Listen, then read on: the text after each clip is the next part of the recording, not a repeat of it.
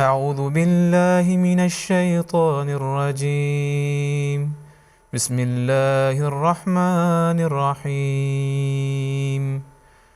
وإذا سمعوا ما أنزل إلى الرسول ترى أعينهم تفيض من الدمع مما عرفوا من الحق يقولون ربنا آمنا فاكتبنا مع الشاهدين. وما لنا لا نؤمن بالله وما جاءنا من الحق ونطمع أن يدخلنا ربنا مع القوم الصالحين. فأثابهم الله بما قالوا جنات تجري من تحتها الأنهار خالدين فيها وذلك جزاء المحسنين. والذين كفروا وكذبوا بآياتنا أولئك أصحاب الجحيم.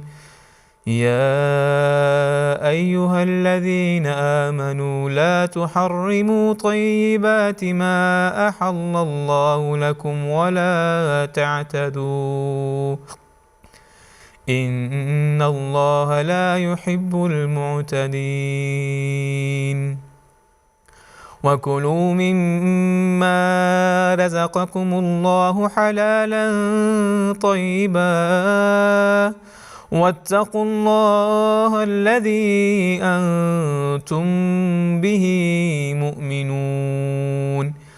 لا يؤاخذكم الله باللغو في أيمانكم ولكن يؤاخذكم بما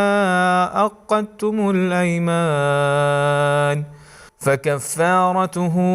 إطعام 10 مساكين من أوسط ما تطعمون أهليكم أو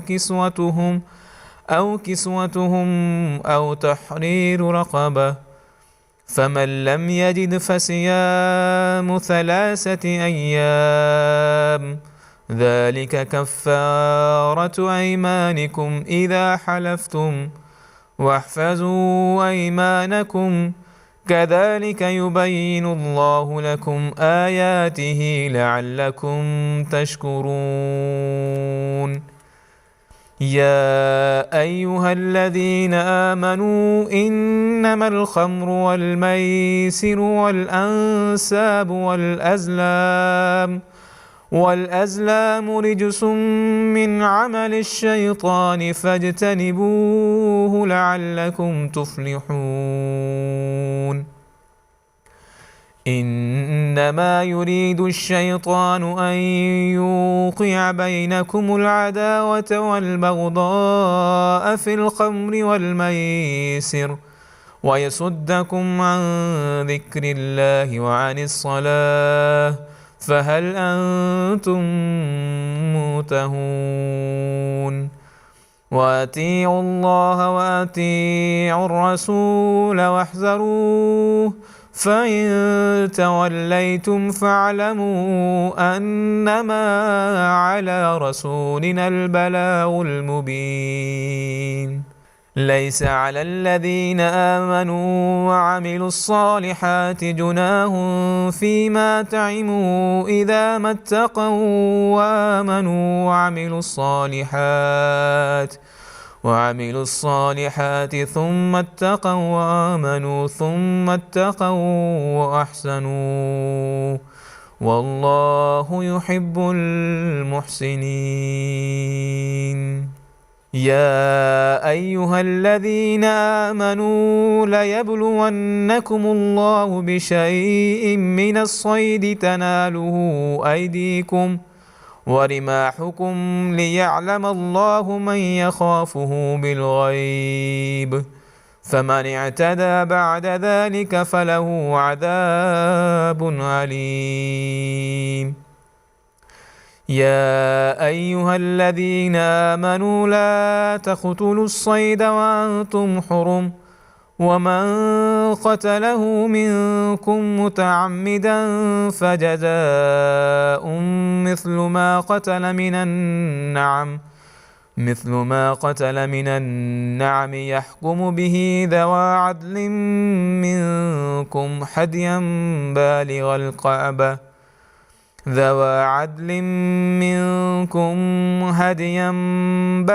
الكعبة أو كفارة طعام مساكين أو عدل ذلك صياما ليذوق وبال أمره عفى الله عما سلف ومن عاد فينتقم الله منه والله عزيز ذو انتقام. أحل لكم صيد البحر وطعامه متاعا لكم وللسيارة وحرم عليكم صيد البر ما دمتم حرما واتقوا الله الذي إليه تحشرون. جعل الله الكعبة البيت الحرام قياما للناس والشهر الحرام والهدي والقلائد ذلك لتعلموا أن الله يعلم ما في السماوات وما في الأرض وأن الله بكل شيء عليم. اعلموا أن الله شديد العقاب وأن الله غفور رحيم. ما على الرسول إلا البلاغ والله يعلم ما تبدون وما تكتمون. قل لا يستوي الخبيث والطيب ولو أعجبك كثرة الخبيث فاتقوا الله يا أولي الألباب لعلكم تفلحون. يا أيها الذين آمنوا لا تسألوا عن أشياء إن تبد لكم تسؤكم وإن تسألوا عنها حين ينزل القرآن تبد لكم عفى الله عنها والله غفور حليم. قد سألها قوم من قبلكم ثم أصبحوا بها كافرين. ما جعل الله من بحيرة ولا صائبة ولا وسيلة ولا حام ولكن الذين كفروا يفترون على الله الكذب وأكثرهم لا يعقلون. وإذا قيل لهم تعالوا إلى ما أنزل الله وإلى الرسول قالوا حسبنا ما وجدنا عليه آباءنا أولو كان آباؤهم لا يعلمون شيئا ولا يهتدون. يا أيها الذين آمنوا عليكم أنفسكم لا يضركم من ضل إذا اهتديتم إلى الله مرجعكم جميعا فينبئكم بما كنتم تعملون. يا أيها الذين آمنوا شهادة بينكم إذا حضر أحدكم الموت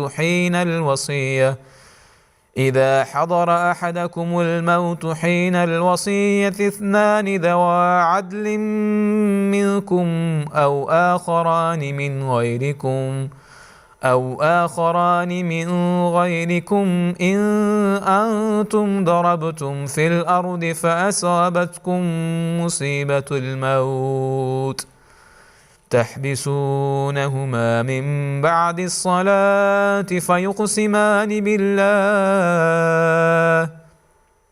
فيقسمان بالله إن ارتبتم لا نشتري به ثمنا ولو كان ذا قربى ولا نكتم شهادة الله إنا إذا لمن الآثمين فإن عثر على أنهما استحقا إثما فآخران يقومان مقامهما من الذين استحق عليهم الأوليان فيقسمان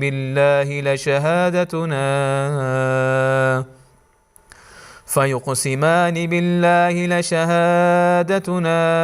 أحق من شهادتهما وما اعتدينا إنا إذا لمن الظالمين ذلك أدنى أن يأتوا بالشهادة على وجهها أو يخافوا أن ترد أيمان بعد أيمانهم واتقوا الله واسمعوا والله لا يهدي القوم الفاسقين يوم يجمع الله الرسل فيقول ماذا أجبتم قالوا لا علم لنا إنك أنت علام الغيوب إذ قال الله يا عيسى ابن مريم اذكر نعمتي عليك وعلى والدتك إذ أيدتك بروح القدس تكلم الناس في المهد وكهلا وإذ علمتك الكتاب والحكمة والتوراة والإنجيل وإذ تخلق من الطين كهيئة الطير بإذني فتنفخ فيها فتكون طيرا بإذني وتبرئ الأكمه والأبرص بإذني وإذ تخرج الموتى بإذني وإذ كففت بني إسرائيل عنك إذ جئتهم بالبينات فقال الذين كفروا منهم إن هذا إلا سحر مبين وإذ أوحيت إلى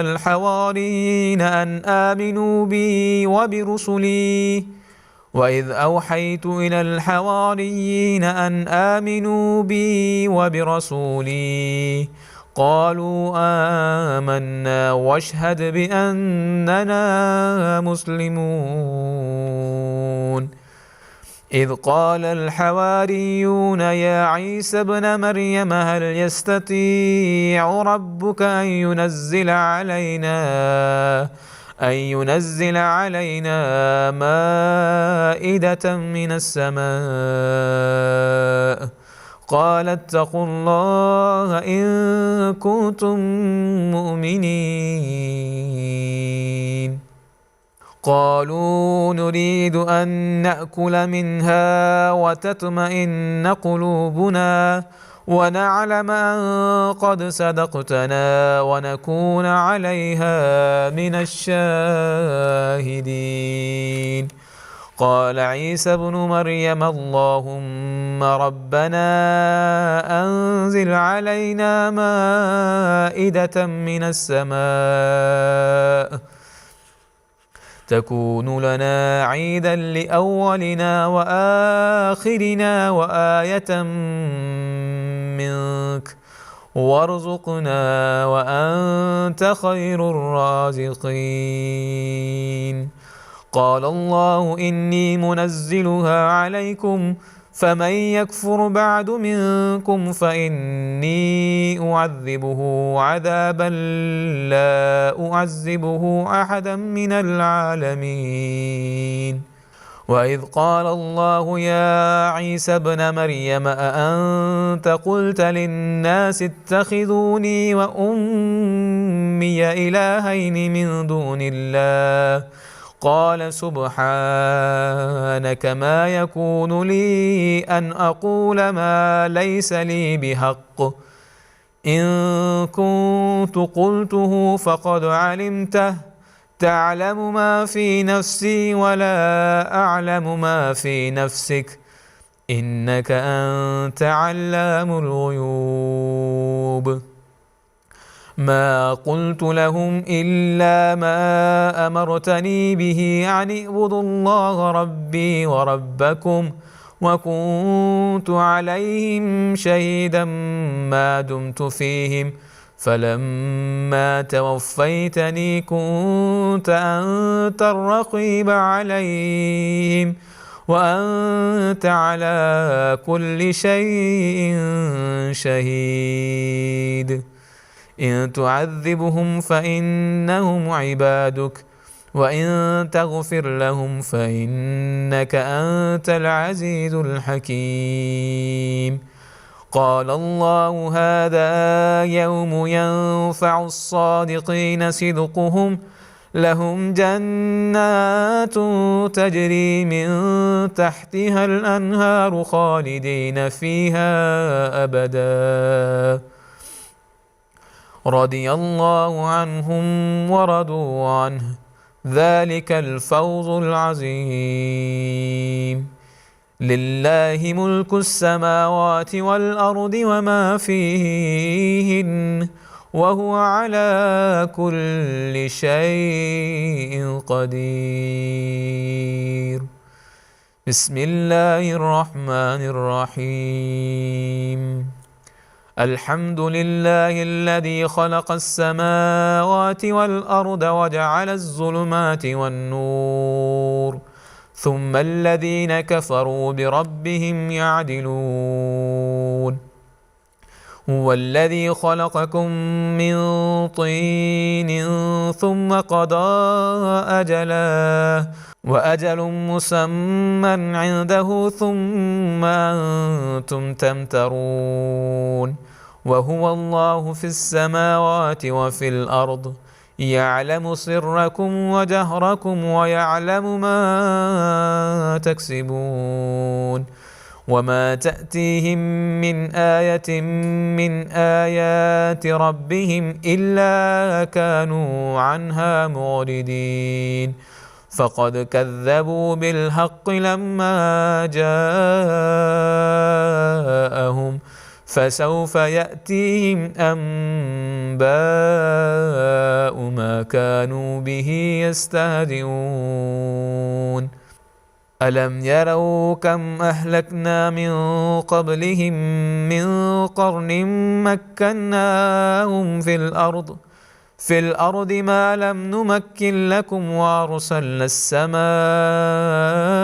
عليهم مدرارا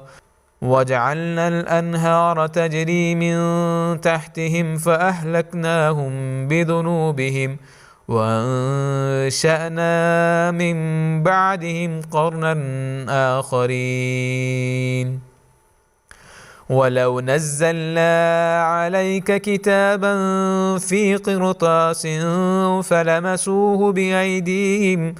فلمسوه بأيديهم لقال الذين كفروا إن هذا إلا سحر مبين وقالوا لولا أنزل عليه ملك ولو أنزلنا ملكا لقضي الأمر ثم لا ينظرون ولو جعلناه ملكا لجعلناه رجلا وللبسنا عليهم ما يلبسون ولقد استهزئ برسل من قبلك فحاق بالذين سخروا منهم ما كانوا به يستهزئون قل سيروا في الأرض ثم انظروا كيف كان عاقبة المكذبين قل لمن ما في السماوات والأرض قل لله كتب على نفسه الرحمة ليجمعنكم إلى يوم القيامة لا ريب فيه الذين خسروا أنفسهم فهم لا يؤمنون وله ما سكن في الليل والنهار وهو السميع العليم قل غير الله أتخذ وليا فاطر السماوات والأرض وهو يطعم ولا يطعم قل إني أمرت أن أكون أول من أسلم ولا تكونن من المشركين قل إني أخاف إن عسيت ربي عذاب يوم عظيم من يصرف عنه يومئذ فقد رحمه وذلك الفوز المبين وإن يمسسك الله بضر فلا كاشف له إلا هو وإن يمسسك بخير فهو على كل شيء قدير وهو القاهر فوق عباده وهو الحكيم الخبير قل أي شيء أكبر شهادة قل الله شهيد بيني وبينكم وأوحي إلي هذا القرآن لينذركم به ومن بلغ أئنكم لتشهدون أن مع الله آلهة أخرى قل لا أشهد قل إنما هو إله واحد وإنني بريء مما تشركون الذين آتيناهم الكتاب يعرفونه كما يعرفون أبناءهم الذين خسروا أنفسهم فهم لا يؤمنون ومن أظلم ممن افترى على الله كذبا أو كذب بآياته إنه لا يفلح الظالمون ويوم نحشرهم جميعا ثم نقول للذين أشركوا أين شركاؤكم الذين كنتم تزعمون ثم لم تكن فتنتهم إلا أن قالوا والله ربنا ما كنا مشركين انظر كيف كذبوا على أنفسهم وضل عنهم ما كانوا يفترون ومنهم من يستمع إليك وجعلنا على قلوبهم أكنة أن يفقهوا وفي آذانهم وقرا وإن يروا كل آية لا يؤمنوا بها حتى إذا جاءوك يجادلونك يقول الذين كفروا إن هذا إلا أساطير الأولين وهم ينهون عنه وينأون عنه وإن يهلكون إلا أنفسهم وما يشعرون ولو ترى إذ وقفوا على النار فقالوا يا ليتنا نرد ولا نكذب بآيات ربنا ونكون من المؤمنين بل بدا لهم ما كانوا يخفون من قبل ولو ردوا لعادوا لما نهوا عنه وإنهم لكاذبون وقالوا إن هي إلا حياتنا الدنيا وما نحن بمبعوثين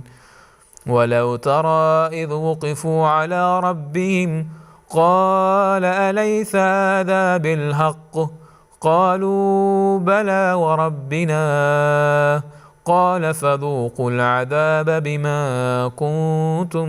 تكفرون.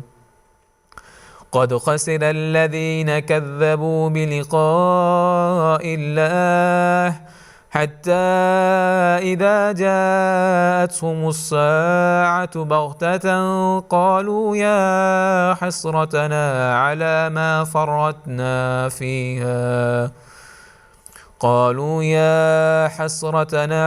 ما فرطنا فيها وهم يحملون أوزارهم على ظهورهم ألا ساء ما يزرون. وما الحياة الدنيا إلا لعب ولهو وللدار الآخرة خير للذين يتقون أفلا تعقلون. قد نعلم إنه ليحزنك الذي يقولون فإنهم لا يكذبونك ولكن الظالمين بآيات الله يجهدون. ولقد كذبت رسل من قبلك فصبروا على ما كذبوا وأوذوا حتى أتاهم نصرنا ولا مبدل لكلمات الله ولقد جاءك من نبأ المرسلين. وإن كان كبر عليك إعراضهم فإن استطعت أن تبتغي نفقا في الأرض أو سلما في السماء فتأتيهم بآية ولو شاء الله لجمعهم على الهدى فلا تكونن من الجاهلين. إنما يستجيب الذين يسمعون والموتى يبعثهم الله ثم إليه يرجعون. وقالوا لولا نزل عليه آية من ربه قل إن الله قادر على أن ينزل آية ولكن أكثرهم لا يعلمون. وما من دابة في الأرض ولا طائر يطير بجناحيه إلا أمم أمثالكم ما فرطنا في الكتاب من شيء ثم إلى ربهم يحشرون. والذين كذبوا بآياتنا صم وبكم في الظلمات من يشاء الله يضلله ومن يشاء يجعله على صراط مستقيم. قل أرأيتكم إن أتاكم عذاب الله أو أتتكم الصاعة أغير الله تدعون إن كنتم صادقين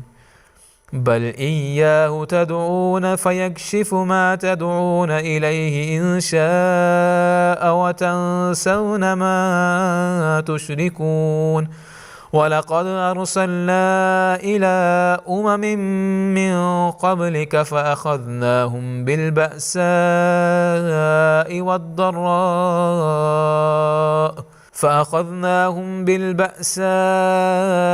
والضراء لعلهم يتضرعون.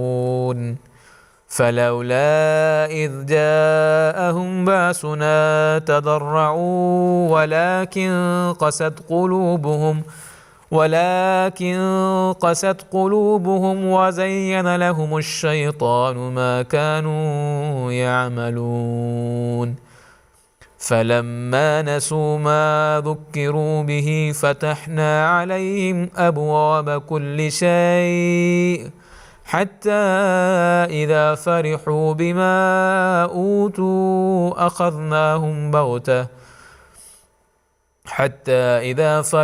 بما أوتوا أخذناهم بغتة فإذا هم مبلسون فقطع دابر القوم الذين ظلموا والحمد لله رب العالمين. قل أرأيتم إن أخذ الله سمعكم وأبصاركم وختم على قلوبكم من إله غير الله يأتيكم به انظر كيف نصرف الآيات ثم هم يصدفون. قل أرأيتكم إن أتاكم عذاب الله بغتة أو جهرة هل يهلك إلا القوم الظالمون. وما نرسل المرسلين إلا مبشرين ومنذرين فمن آمن وأصلح فلا خوف عليهم ولا هم يحزنون. والذين كذبوا بآياتنا يمسهم العذاب بما كانوا يفسقون. قل لا أقول لكم عندي خزائن الله ولا أعلم الغيب ولا أقول لكم إني ملك إن أتبع إلا ما يوحى إلي قل هل يستوي الأعمى والبصير أفلا تتفكرون. وأنذر به الذين يخافون أن يحشروا إلى ربهم ليس لهم من دونه ولي ولا شفيع لعلهم يتقون. ولا تطرد الذين يدعون ربهم بالغداة والعشي يريدون وجهه ما عليك من حسابهم من شيء وما من حسابك عليهم من شيء فتطردهم فتكون من الظالمين.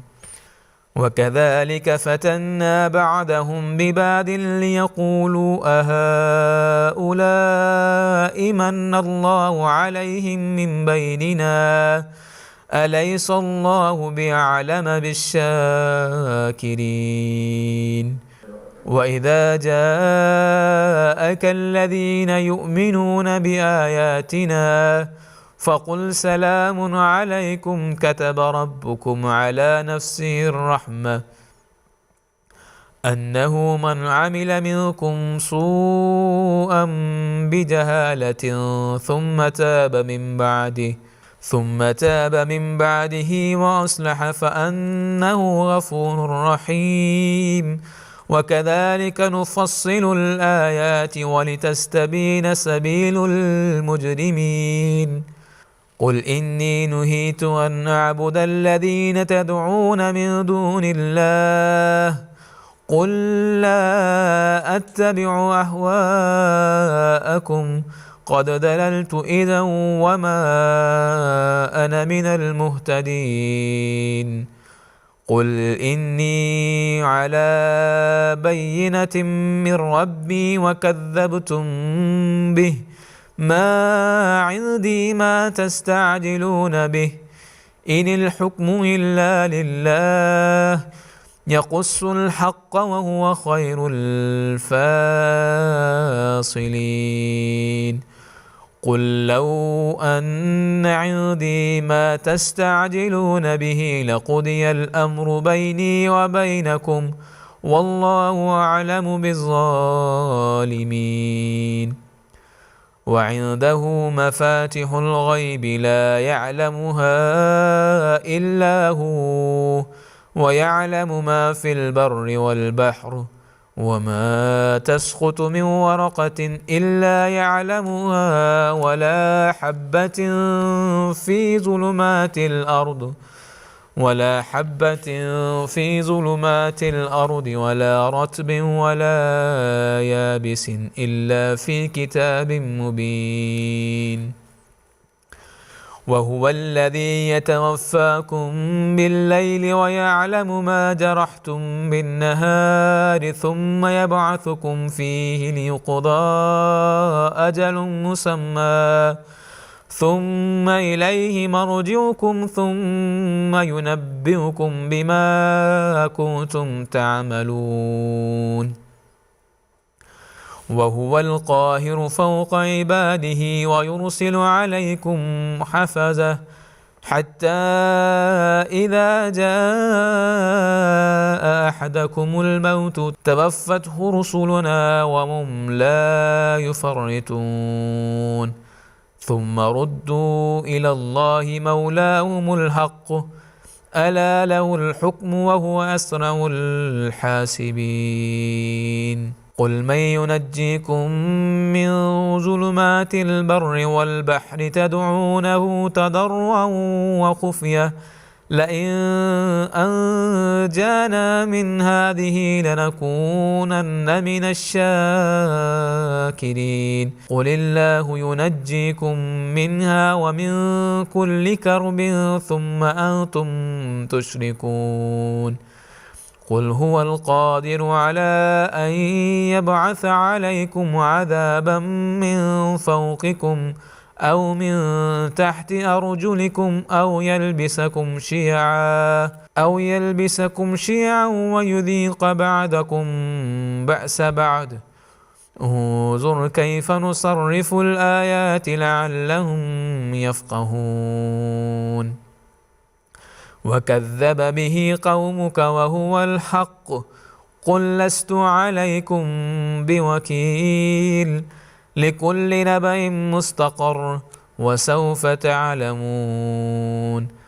وإذا رأيت الذين يخوضون في آياتنا فأعرض عنهم حتى يخوضوا في حديث غيره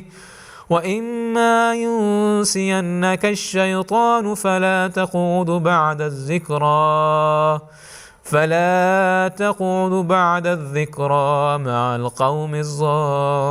الظالمين.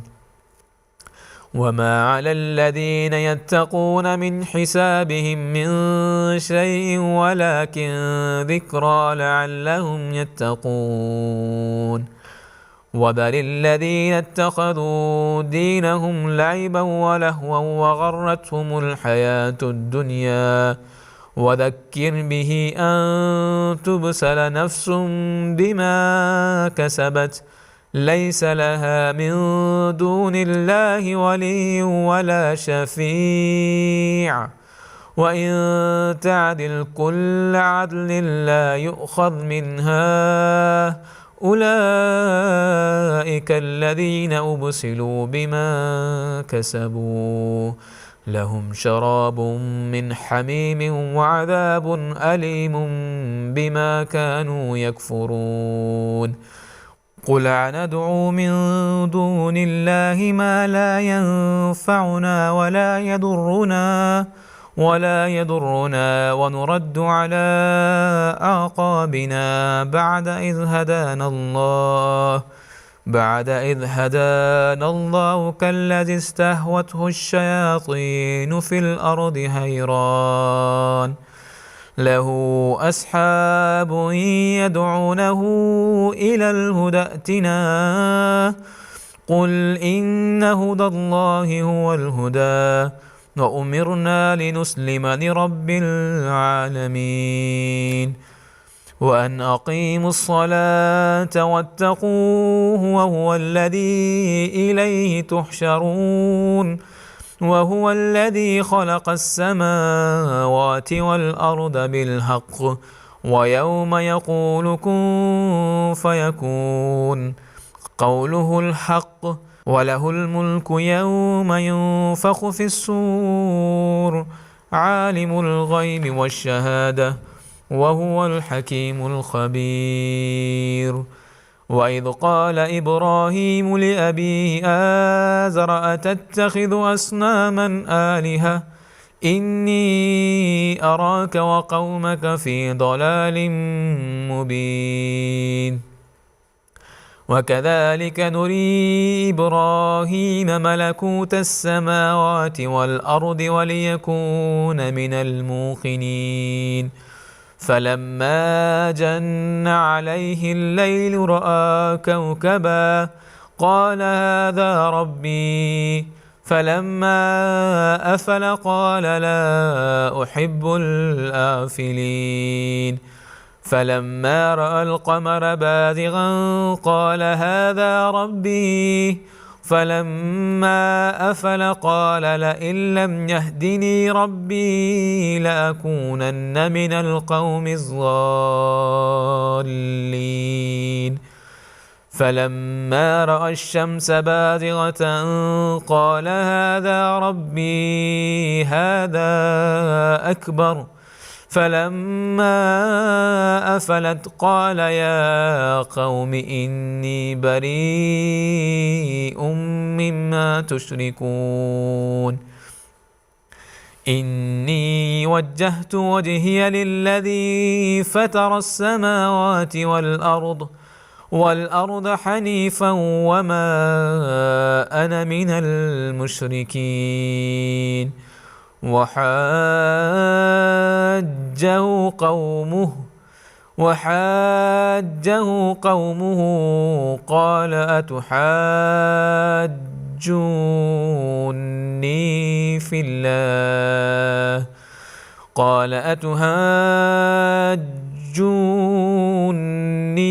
في الله وقد هدان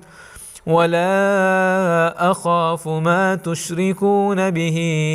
إلا أن يشاء ربي شيئا وسع ربي كل شيء علما أفلا تتذكرون وكيف أخاف ما أشركتم ولا تخافون أنكم أشركتم بالله ما لم ينزل به عليكم سلطانا فأي الفريقين أحق بالأمن إن كنتم تعلمون الذين آمنوا ولم يلبسوا إيمانهم بظلم أولئك لهم الأمن وهم مهتدون وتلك حجتنا آتيناها إبراهيم على قومه نرفع درجات من نشاء إن ربك حكيم عليم ووهبنا له إسحاق ويعقوب كلا هدينا ونوحا هدينا من قبل ومن ذريته داود وسليمان وأيوب ويوسف وموسى وهارون وكذلك نجزي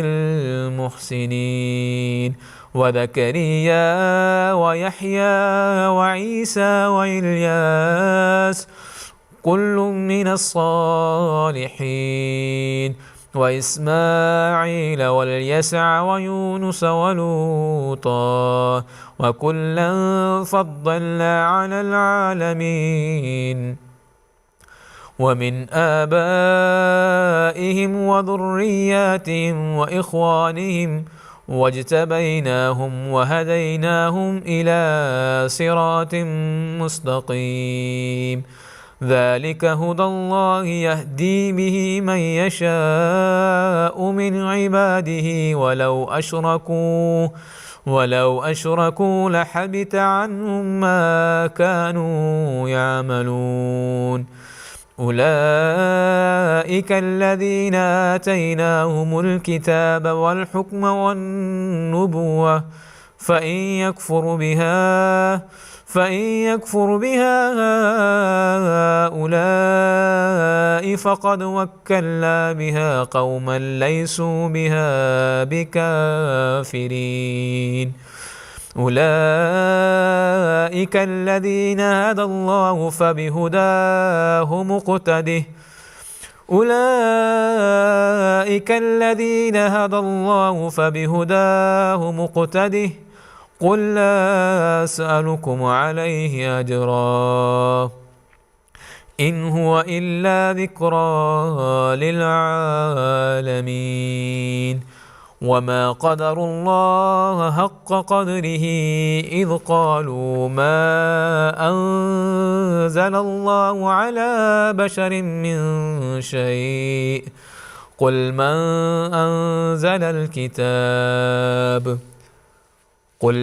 أنزل الكتاب الذي جاء به موسى نورا وهدى للناس تجعلونه قراتيس تبدونها وتخفون كثيرا وعلمتم ما لم تعلموا أنتم ولا آباؤكم قل الله ثم ذرهم في خوضهم يلعبون وهذا كتاب أنزلناه مبارك مصدق الذي بين يديه ولتنذر أم القرى ومن حولها والذين يؤمنون بالآخرة يؤمنون به وهم على صلاتهم يحافظون ومن أظلم ممن افترى على الله كذبا أو قال أوحي إلي ولم يوح إليه شيء ومن قال سأنزل مثل ما أنزل الله ولو ترى إذ الظالمون في غمرات الموت والملائكة باسطوا أيديهم أخرجوا أنفسكم اليوم تجزون عذاب الهون بما كنتم تقولون على الله غير الحق وكنتم عن آياته تستكبرون ولقد جئتمونا فرادا كما خلقناكم أول مرة وتركتم ما خولناكم وراء ظهوركم وما نرى معكم شفعاءكم الذين زعمتم أنهم فيكم شركاء لقد تقطع بينكم وضل عنكم ما كنتم تزعمون إن الله فالق الحب والنوى يخرج الحي من الميت ومخرج الميت من الحي ذلكم الله فأنا تؤفكون فالق الإصباح وجعل الليل سكنا والشمس والقمر حسبانا ذلك تقدير العزيز العليم وهو الذي جعل لكم النجوم لتهتدوا بها في ظلمات البر والبحر قد فصلنا الآيات لقوم يعلمون وهو الذي أنشاكم من نفس واحدة فمستقر ومستودع قد فصلنا الآيات لقوم يفقهون وهو الذي أنزل من السماء ماء فأخرجنا به نبات كل شيء فأخرجنا منه خضرا نخرج منه حبا متراكبا ومن النخل من طلعها قنوان دانية وجنات من أعناب والزيتون والرمان مشتبها وغير متشابه انظروا إلى ثمره إذا أثمر وينعه إن في ذلكم لآيات لقوم يؤمنون وجعلوا لله شركاء الجن وخلقهم وخرقوا له بنين وبنات بغير علم سبحانه وتعالى عما يصفون بديع السماوات والأرض أنى يكون له ولد ولم تكن له صاحبة وخلق كل شيء وهو بكل شيء عليم ذلكم الله ربكم لا إله إلا هو خالق كل شيء فاعبدوه وهو على كل شيء وكيل لا تدركه الأبصار وهو يدرك الأبصار وهو اللطيف الخبير قد جاءكم بصائر من ربكم فمن أبصر فلنفسه ومن عمي فعليها وما أنا عليكم بحفيظ وكذلك نصرف الآيات وليقولوا درست ولنبينه لقوم يعلمون اتبع ما أوحي إليك من ربك لا إله إلا هو وأعرض عن المشركين ولو شاء الله ما أشركوا وما جعلناك عليهم حفيظا وما أنت عليهم بوكيل ولا تسبوا الذين يدعون من دون الله فيسبوا الله عدوا بغير علم كذلك زينا لكل أمة عملهم ثم إلى ربهم مرجعهم فينبئهم بما كانوا يعملون وأقسموا بالله جهد أيمانهم لئن جاءتهم آية ليؤمنن بها قل إنما الآيات عند الله وما يشعركم أنها إذا جاءت لا يؤمنون ونقلب أفئدتهم وأبصارهم كما لم يؤمنوا به أول مرة ونذرهم في طغيانهم يعمهون